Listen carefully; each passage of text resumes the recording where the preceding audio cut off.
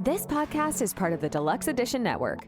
To find other great shows on the network, head over to deluxeeditionnetwork.com. That's deluxeeditionnetwork.com.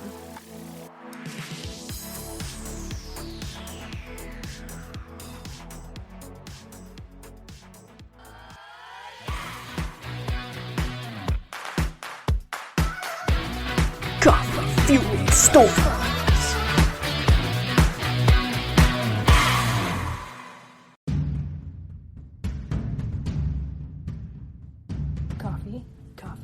Coffee fitness unicorn. Coffee fitness unicorn.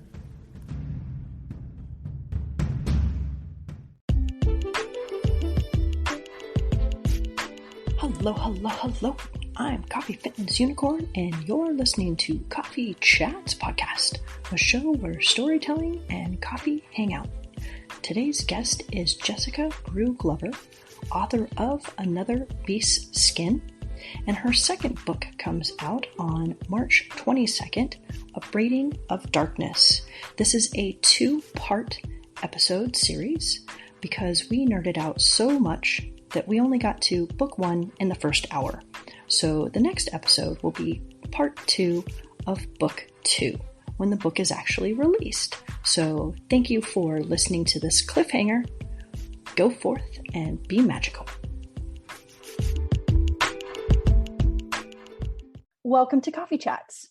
Why don't you tell the listeners a little bit about yourself and give us a synopsis of your book, please? Thanks for having me. I really appreciate it. It's a lot of fun. I'm Jessika. I am a native of Miami, Florida, and I now live in the Los Angeles area. And I have actually since 2001, really. So I've been here half my life. So I have been a writer my whole life, and I'm a personal trainer through the National Academy of Sports Medicine, behavior change specialist, fitness nutrition expert, a few other certifications. So I'm kind of like a fitness nerd, reader, writer, maker of chocolate dragons, and mom and wife. So yeah, kind of do a lot of things. Awesome. I didn't know all those sports and fitness training things about you. So that's really cool. So we're going to nerd out a little bit about that. And we're going to nerd out a little bit about your book. I have I think 18 questions, but they're fun questions. They're chat questions pertaining to the book. So it's just going to be just the two of us hanging out, talking about all things cool and fun. So thank you for being on the show. Thank you. Absolutely. So that being said, I like to start out with my favorite question, which is, how many cups of coffee do you drink in a day? And what is your go-to coffee drink? Okay. I generally drink 2 exceptionally large cups in the morning. And probably in the past year, I've started drinking it black. And I don't know. I used to always use creamer, namely a coconut creamer. And because I don't do super well with dairy, but it just started working well black, and I was enjoying it more. But if I'm going out for coffee, I'll usually get a latte, and I'll get it with oat milk or coconut milk, but not sweet, not a sweet coffee drinker. And I also really like tea and matcha lattes. So do you have a favorite tea? I do. I have several. There's there's a French brand, Mariage Fleur, I think, which I've absolutely destroyed the name of. And it's like a green tea with a hint of vanilla. And it's really expensive stateside. So I only buy it when I'm overseas because I just can't justify it. Yeah. And then I love the candy cane green tea from Trader Joe's that they come out with over the holidays. And I usually stockpile a bunch of boxes. And it's the same. It's like green tea with a little bit of vanilla and peppermint. And then other than that, I love a jasmine tea or Earl Grey. My daughter and I are both tea connoisseurs. So like Earl Grey. I love Earl Grey. I mean, a little bit of, because that little spice with the bergamot, so good. And then there's another tea. I love Persian, since you mentioned mint. Persian tea. Oh my gosh, so good. I do like it with a little bit of sugar though. So like you said, just to kind of get that sweet minty taste. Totally.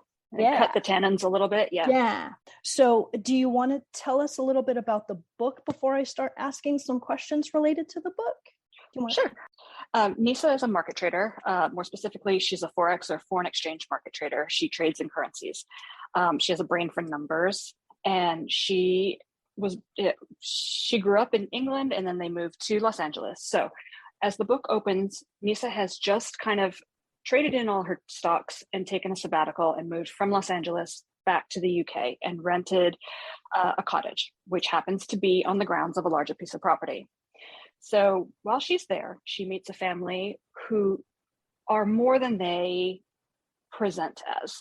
And she learns that they are Fae, and they are from a realm called Etsing, which is on the other side of the veil, which demarcates the human realm of science and the Fae realm of magic.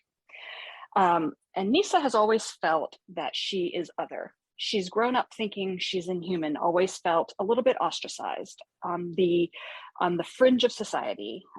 She's gone through a divorce. Her beloved father has just passed away, and he's left some clues in his absence to her true nature.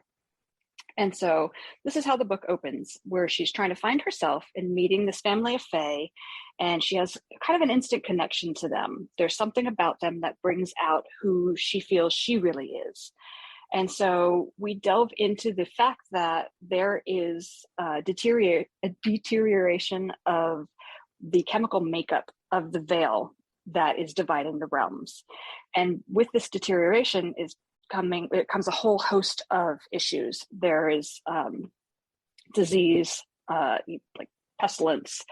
The groundwater is essentially being poisoned on the human side of things, and on the Fae side of things, less and less children are being born, and magic is deteriorating. So they need these 3 members of this Fae family are emissaries of the Fae realm, and they are tasked with finding the 4 crystals, which have upheld the veil for centuries. And since they've gone missing, they are looking for the key to replacing these crystals and fortifying the veil before it's too late. So that's the synopsis. Very cool. Very cool. So are you familiar with the True Blood vampire show? Oh, yeah. Okay. Read all the books, watched the show. Yeah. Awesome. Okay. So then you are aware. So I have True Blood vampires, love of fairies. And so, cause they smell like the way that they smell. So I again, see, this is where my professors would not know what I was talking about. If I was to go to my professor and I would be like, oh my God, True Blood with the fairies and the vampires and they're sucking everybody. And they would be like, yeah, I don't know what you're talking about, but see, you know what I'm talking about. You got it. You got it.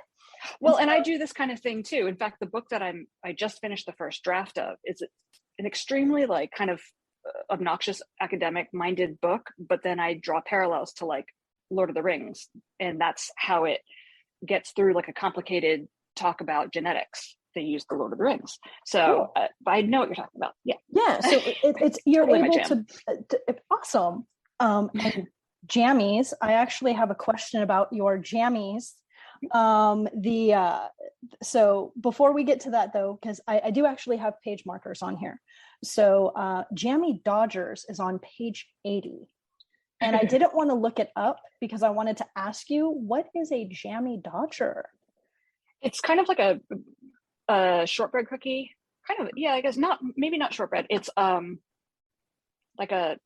a sugar cookie either. I guess it's closer to a shortbread cookie, with jam in the middle, almost like a jam thumbprint sugar, that kind of thing. I had a feeling, but I didn't want to assume, which is why I'm asking. So thank you. I was like, oh, I could go for one of those right now. I was reading it and I was like, oh, that sounds so good. Oh, so good.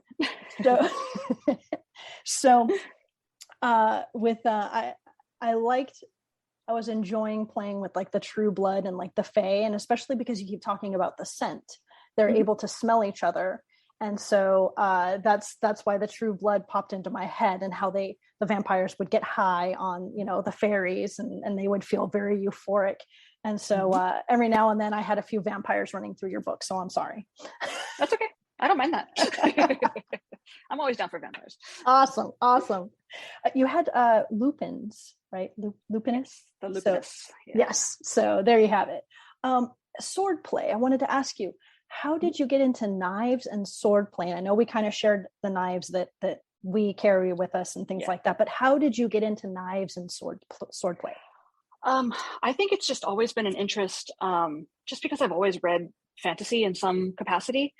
And then I've always been into history, namely military history, as like my wheelhouse. I love military history. I'm such a nerd. And so I've just always thought blades were pretty. And I know that sounds ridiculous, but they are. They right? are. They're pretty. Yeah. And then I met my husband, and it took a couple of years, but we realized that we both like knives, and he has a really cool collection of some. And honestly, my knives are all of his that he's collected over the years, and we share, but he has some really pretty ones.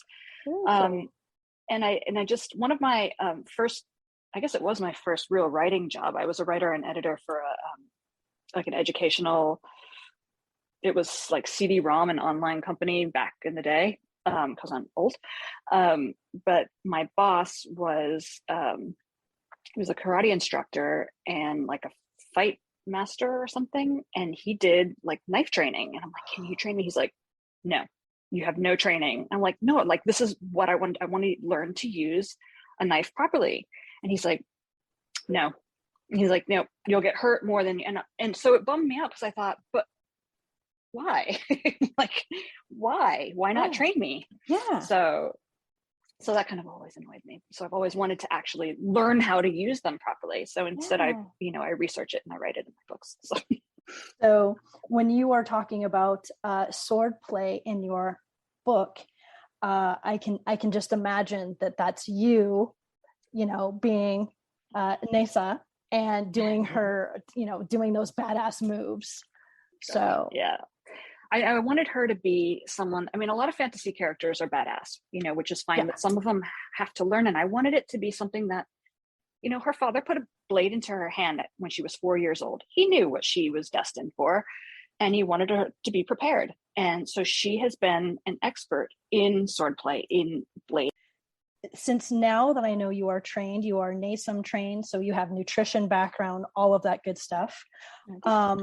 The character workouts that you create, those are absolutely fascinating. Like, what was the spark for that? Like, that's fabulous. I think, okay, so the first one I ever did was, it was when my kids were into Harry Potter years ago. And I strike her from the record now. So, but I've read 6 books, so it's okay. Yep. But it was I think the 20th anniversary of when Harry Potter came out. And I was like, it'd be really fun to like get my kids to do a PE workout. And then I started doing workouts with my son's class when he was in 4th and 5th grade. And the kids thought it was a lot of fun when I would illustrate it, and I would bring in an illustrated workout to the class. So I did like Marvel ones and DC ones, and then I had a client who was a junior golfer, and she was really into Pokemon at the time. So I did a Pokemon one for her, and then I gave her the illustrated workout for her to take home and I was like, well, this is really fun. I should do it for the books that I like. And so I started doing it. I started with The Discovery of Witches, and then moved into like the Sarah J. Maas books, and it was fun because I can make them into anything. And illustrate them, and it got fun really coming up with names for the exercises and doing little innuendos, and just it was fun. And it was bridging all of my dorkiness together, every realm of dorkiness of myself. So it was really cool. Like when I came across, because you have the 2 different Instagram pages, and so when I saw that you had the fitness page, and I kind of went down that little rabbit hole, and I was like, oh my gosh, what is this? How freaking cool is that? And then reading your book, so like all of the pieces kind of came into place, and so I was like, oh, this is so cool. So like I could just imagine you coming out with like, a workout book for these characters and these characters and these guys. And I was like, this is badass. Totally cool. Totally cool. Thanks. How did you come up with your characters? Were they based on people that like are these just people you created, or? Yep. The only person who was based on someone I know is Shannon. Yes. So she's the real person. And it's funny because I don't think she's read the book yet. And and I don't think she's seen the acknowledgements, but I told her, I'm like, you're kind of in my book. Yeah. But she's a good friend of mine. Her son is one of my son's best friends, and she's Very cool. she's a molecular biologist, and she works at a university. So, and I called her up and I'm like, okay, so say there was a veil between realms. And she was like, all right. And I'm like, say it's falling apart and something needs to put it together, and we're talking natural and there's magic involved, but if I have these stones, what would I need? And could something, would there be like a chemical breakdown that I could then contain using something else? And she was like, theoretically, yeah. And I'm like, so if there were like a knee-jerk reaction in the environment that would cause something to happen, could I use something else like a chelating element and stop that? And she's like, in theory, yes. And so she gave me a whole breakdown, and I did it. That is so freaking cool. I love that. And I love how you put her in the acknowledgements too. She's real. And I was like, she's real. Oh, that's awesome. That's awesome. Let me see. I was nerding out with you in regard to the, so again, I know this doesn't make very good audio, but this was a gift. And this is one of my favorite crystals. I keep it in my desk drawer. And I used to keep it on my desk at work. And because, work was like the most stressful place for me. Yeah. And so I was like, I need something to help me. So I had this, my quartz crystal. Yeah. So I keep it in my desk drawer. And so I was nerding out with you regarding the crystals. And I have a bloodstone that I sleep next to, or I have it at my bedside. And I do have an amethyst that was given to me by my mom. So I try to sleep with these things. I'm not 100%, like, I don't know everything about crystals, but I have like general, knowledge. And so when you were talking about the crystals in the book and nerding out a bit about it, I was right there nerding with you. And one of my favorite lines, I literally, it's number 12 and it's in quotes, and I actually have the page number: limestone absorbs past energies and the quartz records it, page 63. I thought that was so cool. So I need to be cautious with my quartz. It's true. It does. And that's why you want to, quartz, you're supposed to cleanse it. Yeah. And kind of reprogram it, because it absorbs everything. Right. Because but that's what, like a watch mechanism, with quartz watch mechanism, that's how it works. And I actually found that out watching I think it was a Most Haunted, that show Most Haunted. They were at a castle that was built into a limestone mountainside I think it was in Austria. And they realized that it wasn't haunted, but it's holding the energy in, because it's the limestone, and then there's quartz within the walls as well. And they were like, it's like a watch, it's like a timepiece, it's just rehashing the energy that's already encapsulated in here. So that had to go into my book. That is so cool. That is so freaking cool. So that leads into the next questions. Do you have a favorite crystal or stone? You mentioned tourmaline. Pink tourmaline is like one of my favorites, but do you have like any favorite crystals or gems or stones?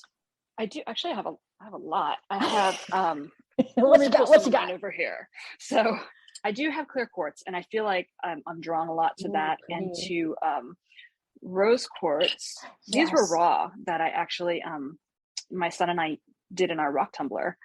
And then and rose quartz, it's like known as the stone of love, but I feel like it's very much it's kind of a warm and cozy stone, and I like to kind of hold on to it. And then by my bedside I keep a citrine, and citrine is good for manifesting, and I can always use a little bit of that. And mine has like a perfect thumb hole in it, and so sometimes when I'm really stressed or I'm editing, I have my thumb, my citrine. And then amethyst I love. Right. And I have anxiety, so amethyst is really good for that. But also I always wear jade. My husband, who's English, but his mom is Chinese, and has made us wear jade. Like from the minute she met me, she slapped jade on my wrist, and she's like, "Can't take it off, sorry." So, and my kids have worn it. She's even gotten jade from our dogs, so yeah. So cool. So that's beautiful. That's beautiful. I had a jade carp little charm that I always kept in my pocket. And I made sure, and that was for me, same thing, like when I would start to get stressed out, like finals, midterms are coming in finals, and I would just kind of rub it, it's kind of that same kind of like, okay, calm. Like it was self-soothing. You had to, how school is very stressful. So you have to do a lot of self-soothing. And Definitely. And then this is going to lead into the next conversation. Ooh. Yep. So I don't know if you know this, but I lived in Turkey for 18 months. I was stationed there. And so we're going to go down a Turkish little hole here. Okay. As you mentioned, Cappadocia. My dream place. Oh my God. So you haven't been yet? I haven't been. It's my dream. Have you been then? Yes. Oh, yes. I've been absolute a couple dream times. The best food. It looks so good. Oh my God. I was so skinny when I got there. I gained 28 pounds. Perfect. But it was good. Totally worth it. It was so worth it. I ate sigara börek for breakfast every day. Every day. And I would start out eating 5. So you could buy 5 sigara börek. So this guy we worked with, he would come in, his wife would cook them all night long. And he would come in with this ginormous bag of sigara börek. And he would sell them in the little tins, either 5 or 20. There was nothing in between. It was 5 or 20. I started out with 5 and then I started eating 20. They're so good. So good. But yeah, I could go on and on about Turkish food and the amazing time I had in Turkey. And I you and your husband and your children, like I love it. I can't say enough about it. Yeah, I'm hoping we go. And funny about the book is the book that I just finished writing, my main character, her mother is Turkish. And so she grew up on the cusp of both cultures. And one of the only things she knows how to make is börek, and she makes it for her housemate.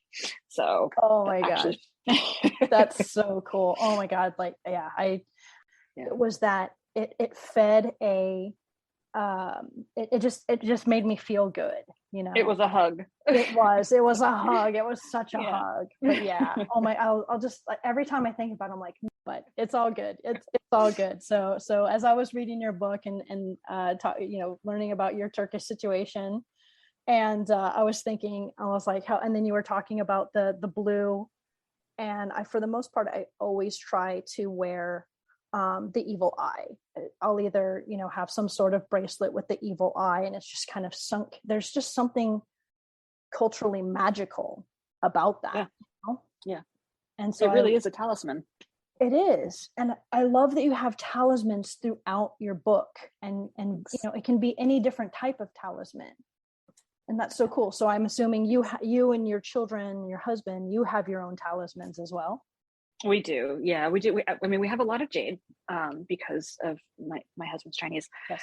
So my mother-in-law, we have Buddha beads hanging up downstairs. And then I'll grab him so you can see him. He's a little jade dragon, sits on my desk. Oh, cool. That's beautiful. So, yeah. And then recently, honestly, my daughter she crochets and she's amazing. So she's been making us these really cool things. And I feel like they always need to be around me too now. I feel like it's a part of her, it's a part of me. And so that's become my little talisman, is the stuff that my daughter makes. So very cool. Very cool. So then the elephant, you're familiar with the elephant facing east. I have a jade elephant that I got in Cambodia, and it's on my bedside. And same thing, I always have him pointing east. So, but the trunk is down. So I was going to ask, do you know if there's because my understanding is there's a significance when the trunk is down and when the trunk is up. I don't know, because my mom mentioned something like that. She actually has a jade elephant that she keeps on her bedside table too, that she got in Thailand. And my mom's traveled a lot. She worked for Pan Am, so she was everywhere. And I remember her saying something like that, and I can't remember what she was talking. I hate it when I can't remember things like that, because she did tell me about that. I'll get back to you on that. I was going to say, I was like, well, I'll go Google it. I didn't want to, it popped into my head. I was cleaning the bedroom, and I was cleaning my jade elephant, and and same thing. I have a ginormous Buddha picture that we got in Indonesia. So same thing. I've traveled a lot. The travel bug, my mom planted that in me. And then when I was in the military, same thing. I wanted to make sure, because, where I was in Turkey, I was like, okay. And we were, again, it was right after Desert Storm. So we weren't really allowed to go anywhere south. I really couldn't go anywhere. And I've been wanting to see like the pyramids and stuff, but Egypt was off, like it was off limits. Yeah. Jordan. So I wanted to go to Petra. I couldn't go to Petra to see, the mountainside carved. So everything south of me, I had to avoid, but Europe was totally open. So we made a point to hit Europe as much as possible, because it was kind of a free for all. We did something really stupid. Don't we all though? I mean, because Mexican food, I'm from Southern California. So Mexican food is like, it's so good. We were dying for Mexican food in Turkey. So my roommates and I had not eaten proper Mexican food for 9 months. I was there for 9 months before I took a vacation. And we saw nachos on the menu in Belgium. We ordered nachos. Was not our best decision ever. No. Do not order nachos or margaritas in Belgium. No, honestly, England's not good with it either. My mother-in-law took us to a Mexican place when we were visiting in England, and my kids were like, "No, that's not Mexican food." No, and we know better, because I'm not a tourist. I'm a traveler. Like right. We know these things, right? Right. But sometimes you just want some comfort on a plate, Yeah. And but so, oh my gosh. Silly question. You mentioned Tom Clancy books in here in your book. Yeah. Do you read Tom Clancy books? I've read a lot of Tom Clancy books, yes. Because of military history. Yes. That is so cool. My brother and I used to nerd out about them. So, because my brother's like me, he was a poli-sci major, whereas I was international studies, intelligence, and foreign policy. And we used to nerd out on Tom Clancy books. That makes sense. I've never read any of his stuff. If I was to pick up a Tom Clancy book, having never been exposed to him, like movies or anything, what would you recommend to me? Have you noticed how Coffee Fueled Stories doesn't have any ads? That's because I work tirelessly to keep this show alive. After 3 years on my own, I've decided I need to ask for your help. I've never asked anyone to subscribe. I've never asked anyone to leave a review. I've never asked anyone to rate the show. And I've never asked anyone to pay to listen. There are a few ways you can help support the show. I've created a Patreon page, Coffee Fueled Stories, and a subscription section on my podcast website. It's simple to support and help me keep my dream alive. Just click the link in the show notes to set up your paid subscription option. It's that easy. Thank you for your support. I haven't read any of the latest ones, but Without Remorse is really good, and it's like the origin story of one of the most famous characters in like Hunt for Red October and Clear and Present Danger and stuff like that. So Without Remorse, I think, is a really good starting point. And then, all of like the Hunt for Red October was not my favorite. Clear and Present Danger and Patriot Games were really good. And then I'm forgetting the name of the other one. Anyway, but yeah, Without Remorse, I would say. Okay. And it's probably been, very cool. Yeah. I mean, he's very knowledgeable, so I mean, you'll like it from the military aspect of it. It's interesting. So I've never and I don't like to use it strikes me as particularly like masculine, because I've heard people say that, like my mom's like, oh, I don't want to read that, it's too guy-like is what the way that she described it, and so it kind of put me off to it. And I don't want to do that because I'm not that kind of person. I don't, it just, I want to be well read, and well read means you read it all, regardless of you liking it or not. And but I'm like, it seems like I would be interested. Yes. Yeah. Right. Yeah. And what I liked about it is, okay, this might be controversial, but I think that there are a lot of male writers who don't tap into the female psyche as well. Do you know what I mean? Yes. Like, and it's not their fault. I think it's just, there's like stylistically, there isn't, that tap doesn't get turned on. And there are some male writers I absolutely adore, and some books that are fabulous. And I'm seeing more and more now in the horror community, especially, which is amazing. And I feel like those guys are like, they really get it.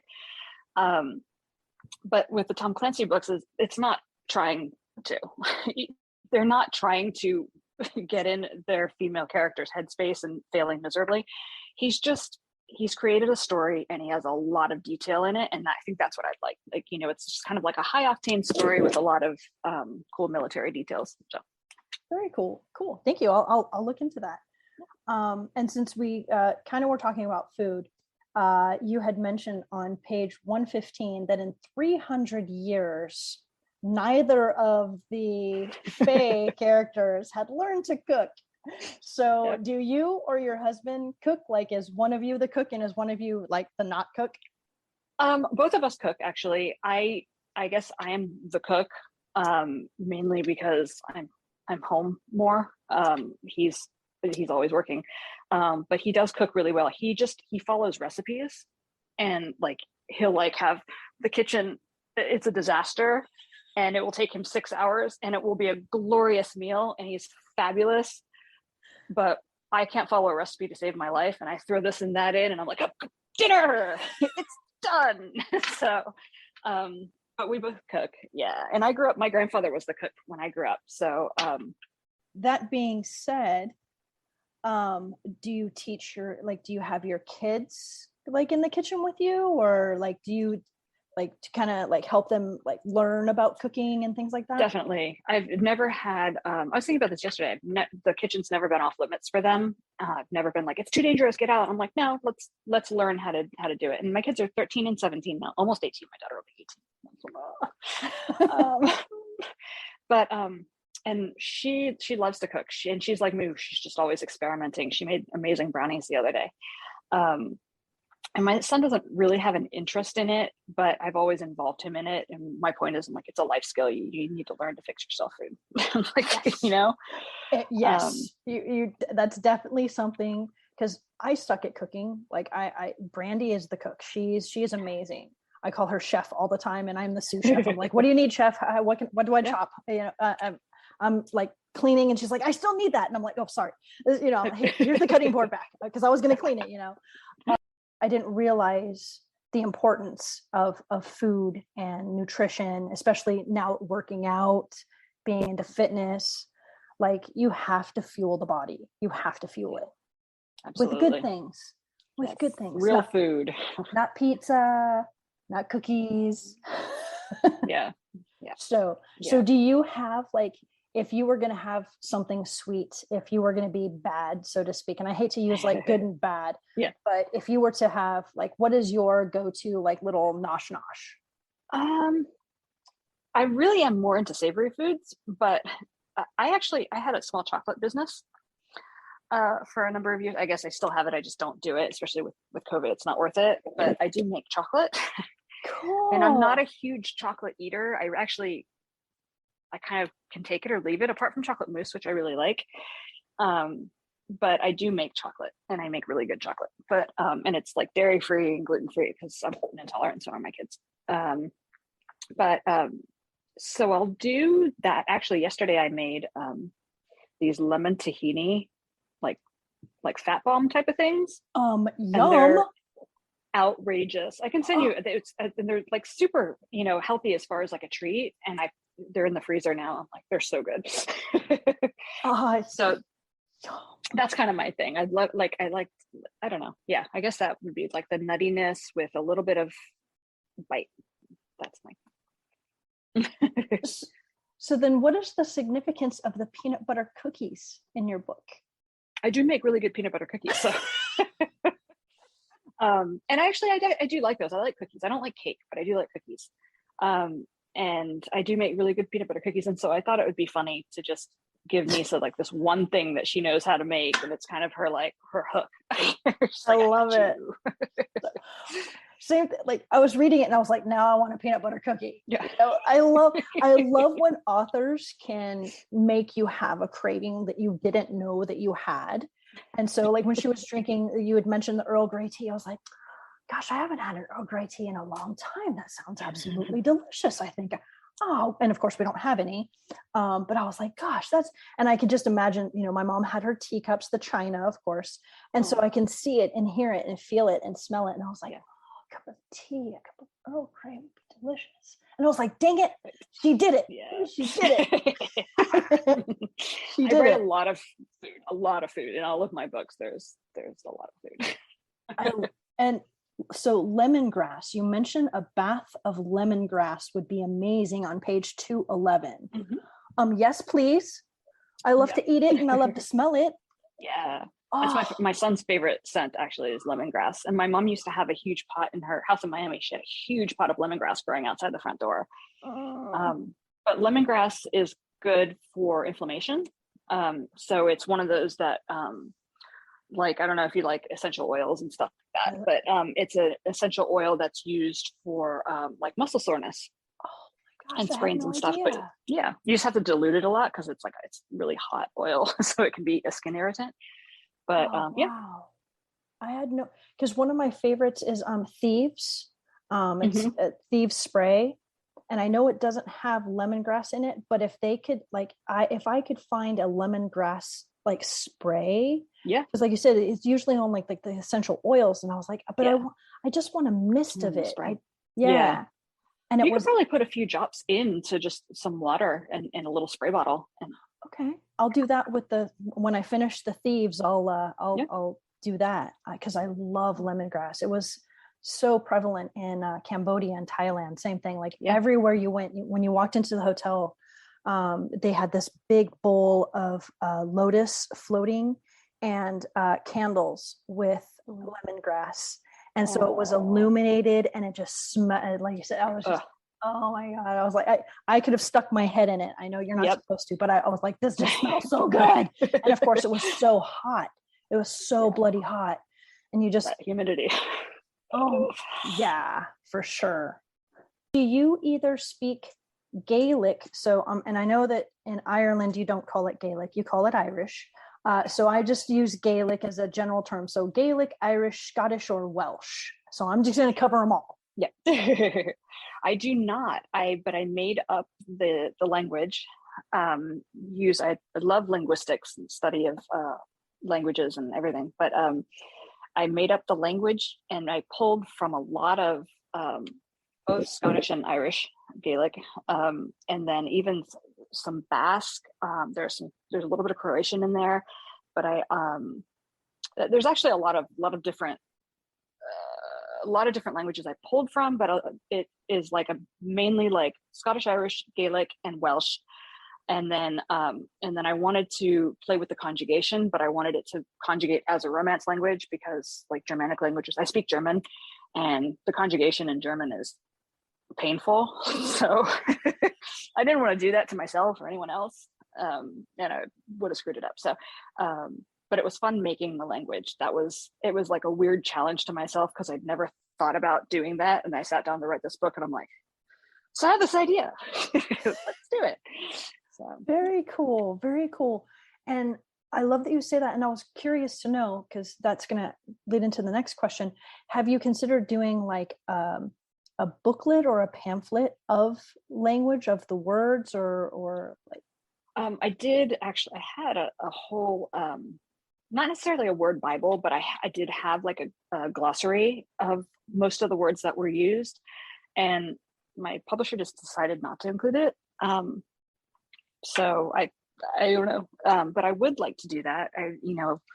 And I think it would be kind of cool to go along with the map. And especially as we get into the second and third books too, where there's more language and more like mythology. that feeds into it.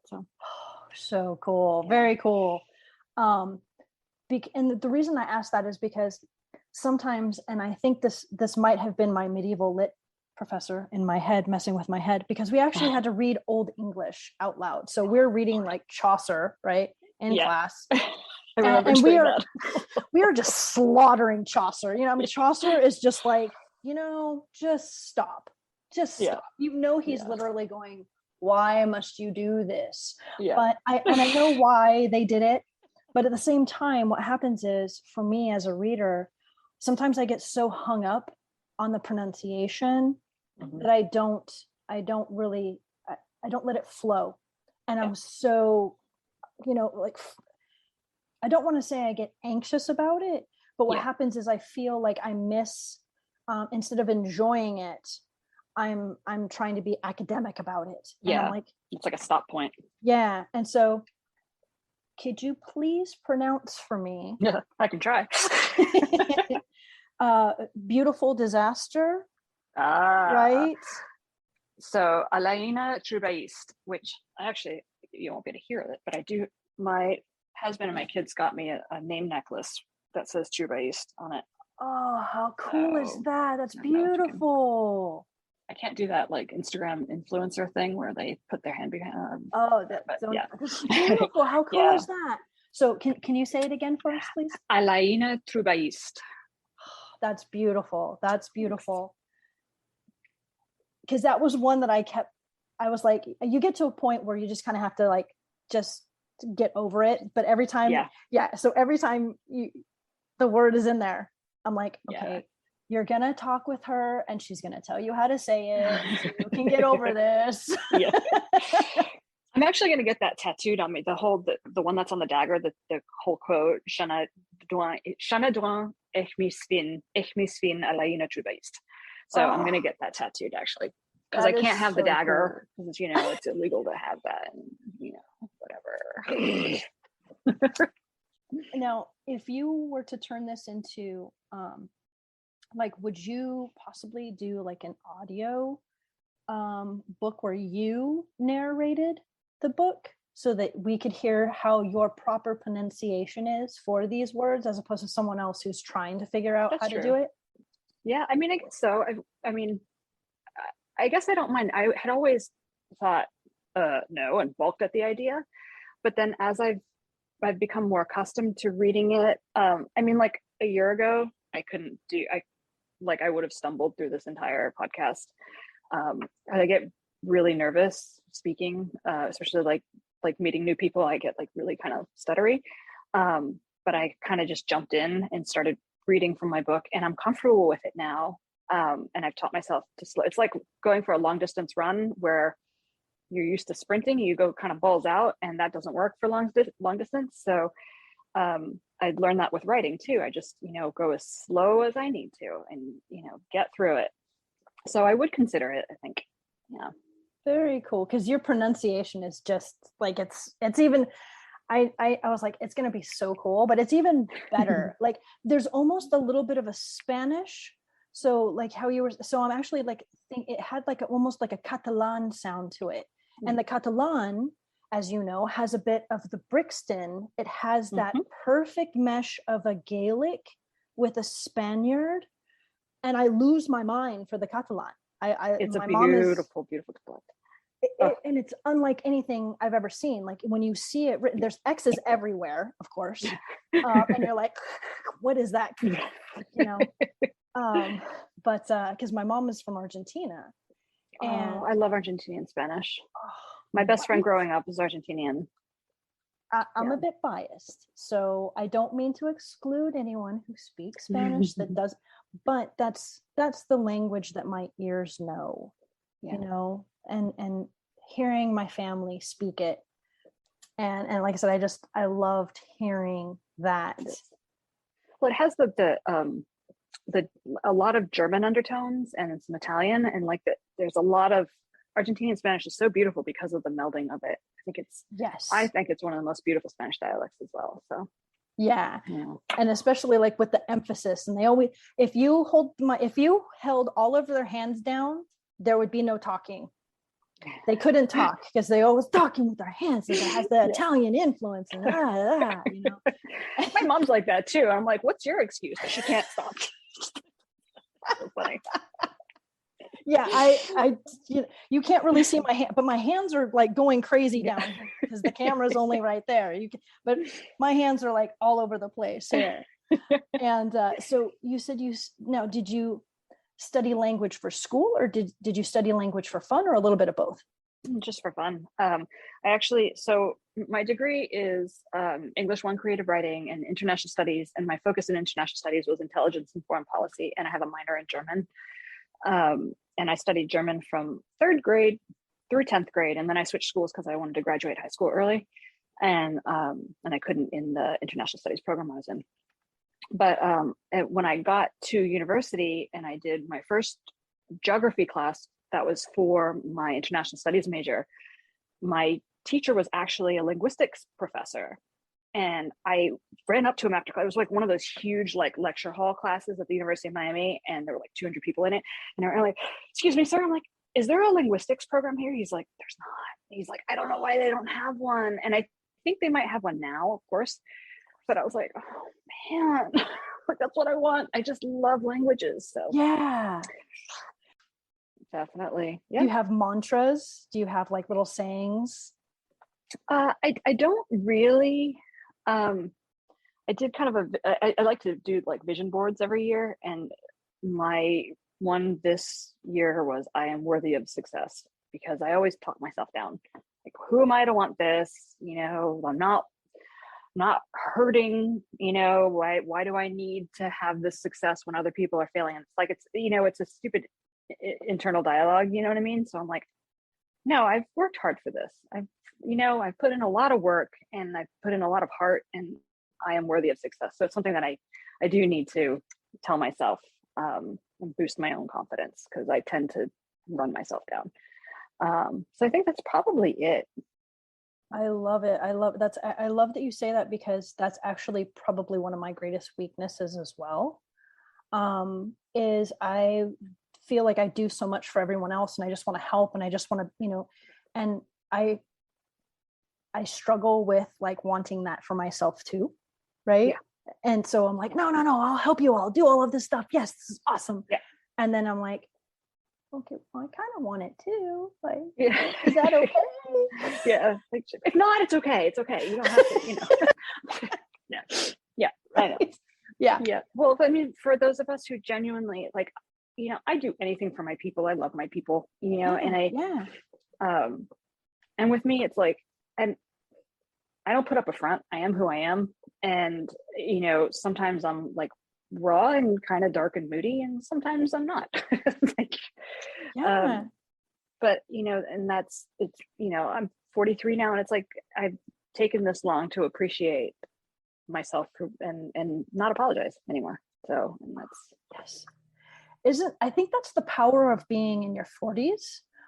Because I'm now in my 50s, and so I'm in the 50s, right? The 40s is taking back, right? So 20s, 30s, 40. By the time you hit 40, you're like, I'm not apologizing. I'm done. And 50, like straight up, I started the podcast when I was 51. There are teenagers and children who start podcasts, and I'm like, well, those things didn't exist. The only thing I could do was be a radio DJ, and my mom was not having it. She was like, no, you're going to get a real degree, and you're going to get you are going to get a master's in literature, and you are going to teach at university. Like, this was the plan. And I was like, okay, well, I'm going to get there. It might take a while. And so that's why I went into the military first, because I just wasn't ready for a commitment like that. And the whole time I was in the military, I knew I was going to get my master's in literature, because books excite me. I even have books tattooed on me. So I knew it would eventually happen. I just, in my 20s, I just wasn't ready for it. Right. Yeah. No. But I would eventually get there. Yeah. Exactly. Yeah. That's, we all have our own pace, and it's not anyone else's pace. And I tell that to my kids too. I'm like, and I'm always like, study what you want to study. Like, a degree is a degree, unless there's something like super specific that you're going into, like medicine.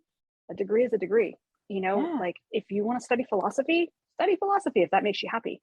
Yeah. Just don't acquiesce to what someone else's construct tells you to.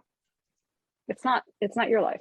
Yeah. So and I love that. That's so cool. One of the reasons that I love doing this is because it's a way to connect with people that you wouldn't think that you would be able to connect with, you know?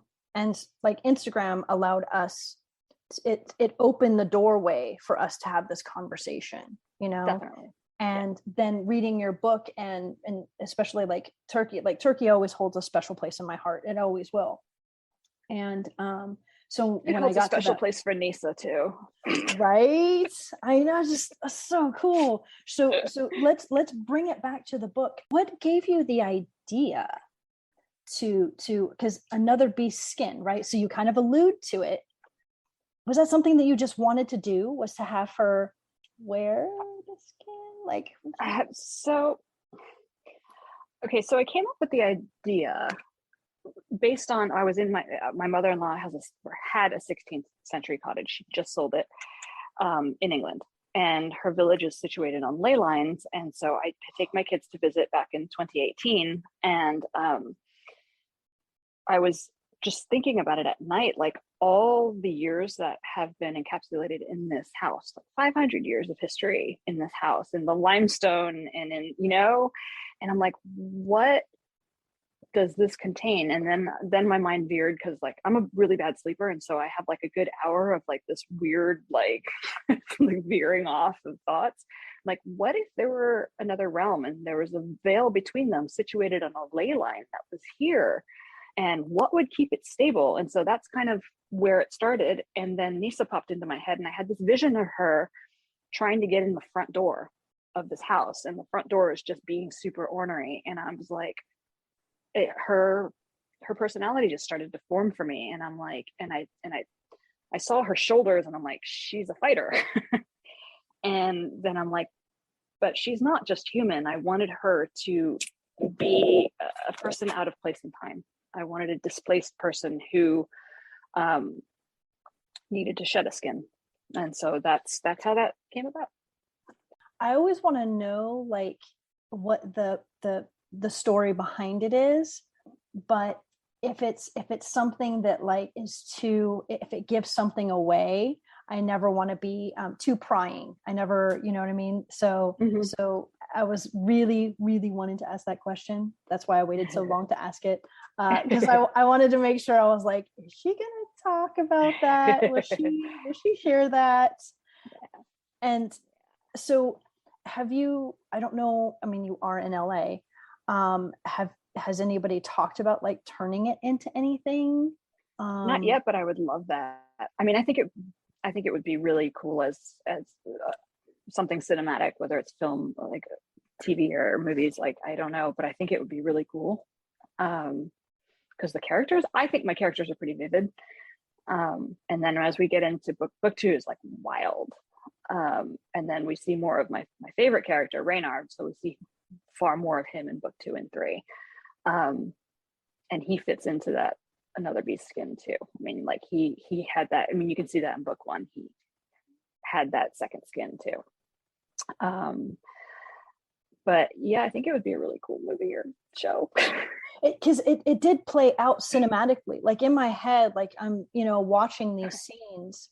And one of my favorite scenes, and of course I don't know how to do this, and you probably do, but it's where you are bent and you go from that like bending position to the jump. Yes, that. Yes.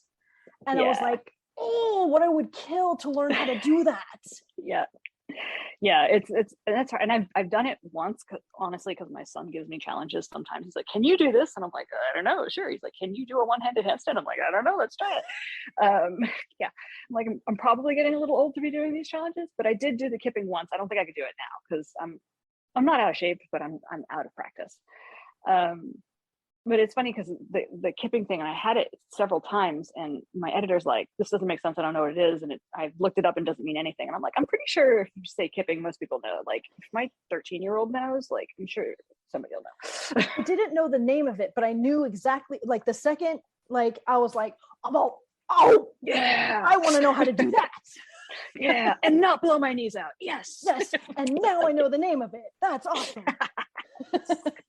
Very cool. But yeah, I saw a lot. It was very cinematic, like all of the fighting scenes, you know, and like the clinking of the blades, like you can literally see, you know, like sparks and stuff like that. And so I was like, I wonder if, you know, that. And so if you could choose who was to play various characters, like, do you have people in mind? Like, I think it's really hard because I didn't base, and I know a lot of people kind of see like a headcanon of, you know, an actor as they're writing, and I never did. The only person that